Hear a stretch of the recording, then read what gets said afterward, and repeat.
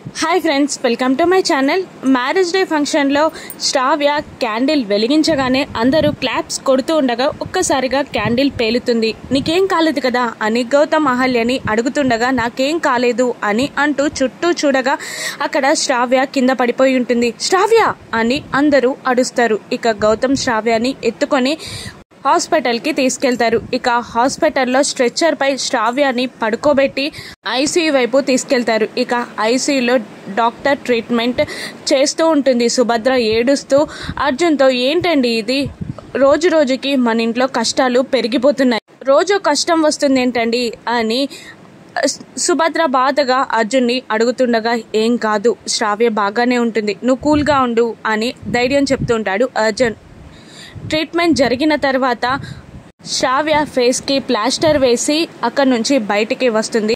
Doctor ఇక ఏమైంది అని అర్జున్ అడుగుతుండగా పర్లేదు, అవుట్ ఆఫ్ డేంజర్, ఇంకాస్త స్కిన్ పాడైపోయి ఉంటే ప్లాస్టిక్ సర్జరీ చేయాల్సి వచ్చేది, కానీ ఇప్పుడు ఏ ప్రమాదం లేదు అని డాక్టర్ చెప్పగానే అందరూ ఊపిరి పీల్చుకుంటారు. మేము చూడొచ్చా మా కూతుర్ని అని సుభద్ర అంటుండగా ఓ వెళ్ళండి అని అంటూ అందరినీ లోపలికి వెళ్ళమంటుంది డాక్టర్. అందరూ లోపలికి వెళ్తారు. సుభద్ర అర్జున్ శ్రావ్య పక్కకి నిలబడి శ్రావ్య అని అంటూ ఉండగా తను మాత్రం కళ్ళు తెరవదు. ఇక అందరూ కంగారుగా శ్రావ్య చుట్టూ చేరగా అప్పుడే అక్కడికి వచ్చిన నందు అక్కడే డోర్ దగ్గర నిలబడి శ్రావ్యాన్ని ఆ పరిస్థితుల్లో చూసి తట్టుకోలేక కన్నీళ్లు పెట్టుకుంటాడు. కళ్ళలో బాధ స్పష్టంగా కనబడుతుంది.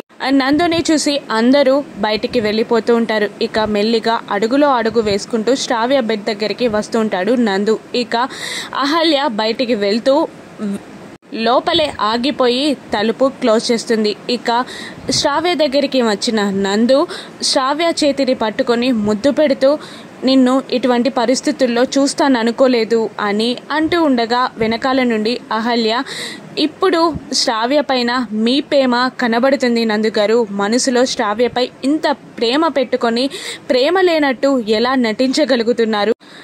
శ్రావ్య మనసులో ఎప్పుడు అతిథికి వదిన అన్న స్థానం మాత్రమే ఉంది. అతిథిని ఎప్పుడు నిర్లక్ష్యం చెయ్యలేదు.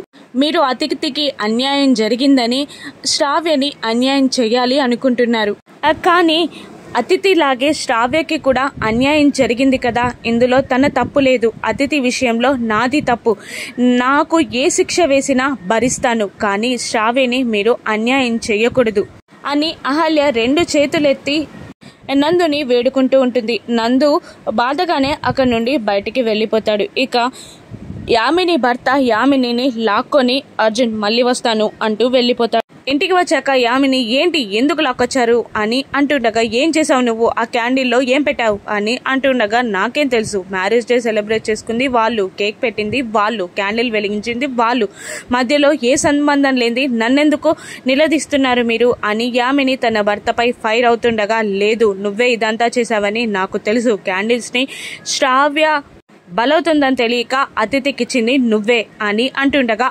అవును నేనే, కానీ శ్రావ్య కోసం కాదు, అహల్య కోసం. అహల్యని నా కూతురు దారి నుండి తప్పించడానికే నేనే ఇలా చేశాను, కానీ మొత్తం మధ్యలో శ్రావ్య వచ్చి చెడగొట్టింది అని అంటుంటుంది యామిని. దానికి మనిషి ప్రాణాలు తీస్తావా అని భర్త ఫైర్ అవుతుండగా తీస్తా, నా బిడ్డ కోసం నేనేదైనా చేస్తా అని కోపంగా అక్కడి నుండి వెళ్ళిపోతుంది యామిని. ఆ మాటలకి నందు తండ్రి నందు ఇద్దరు షాక్ అవుతారు. ఇక హాస్పిటల్ నుండి శ్రావ్యాన్ని ఇంటికి డిశ్చార్జ్ చేసుకొని తీసుకొస్తారు. అతిథి కోపంతో రగిలిపోతూ ఉంటుంది. అంతా మంచిగా జరుగుంటే ఇప్పుడు శ్రావ్య పేసులో అహల్య ఉండేది. శ్రావ్య మధ్యలో దూరి అంతా చెడగొట్టింది అని అంటుండగా యామిని ఫోన్ చేస్తుంది. ఏమైంది అని అడుగుతుండగా ఏమైంది ఏముంది చెప్పడానికి చేయడానికి అని కసురుకుంటూ ఉంటుంది అతిథి. కాదు, మ్యారేజ్ డే సెలబ్రేషన్ చేస్తానంది ఎవరు, కేక్ తయారు చేసింది ఎవరు, కేక్ పైన క్యాండిల్ పెట్టింది ఎవరు అని యామిని అడుగుతుండగా ఇదంతా చేసింది అహల్యే, కానీ క్యాండిల్ తెచ్చింది నువ్వే కదమ్మా అని అనేస్తుంది అతిథి. ఎవరైనా అడిగితే అలాగే చెప్తావా, క్యాండిల్స్ తెచ్చింది కూడా అహల్యే, అదే మాట మీద ఫిక్స్ అవు, ఇప్పుడు నేనేం చెప్పానో నీకు అర్థమైంది కదా అని యామిని అనగానే అలాగే అని అంటూ అక్కడి నుండి భానుమతి దగ్గరికి వెళ్ళి లేనిపోనివన్నీ చెప్తూ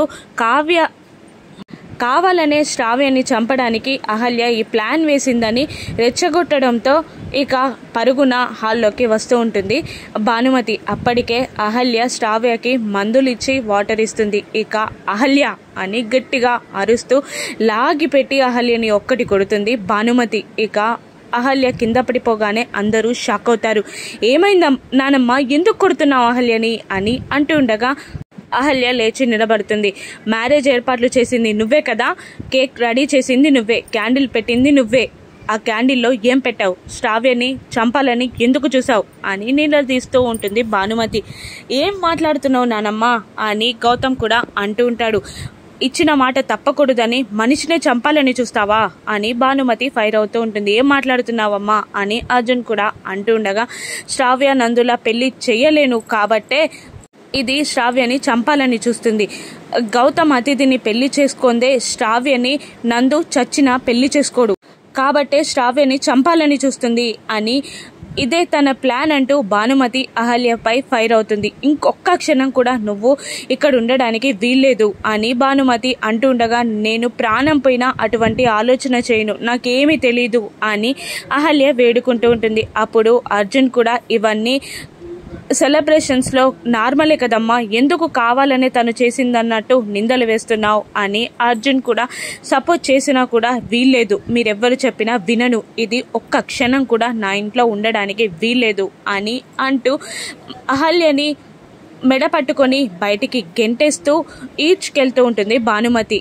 అర్జున్ని గౌతమ్ని తోసేసి మరి అహల్యని లాక్కెళ్తూ ఉంటుంది భానుమతి. మెట్ల మీదకెళ్ళి లాక్కెళ్ళి కింద తోసేస్తుంది భానుమతి. ఇక కింద పడిపోతున్న అహల్యని కింద పడకుండా 2 చేతులు ఆపుతాయి. ఇక షాకింగ్గా అహల్య పైకి చూడగా అక్కడ నందు నిలబడతాడు.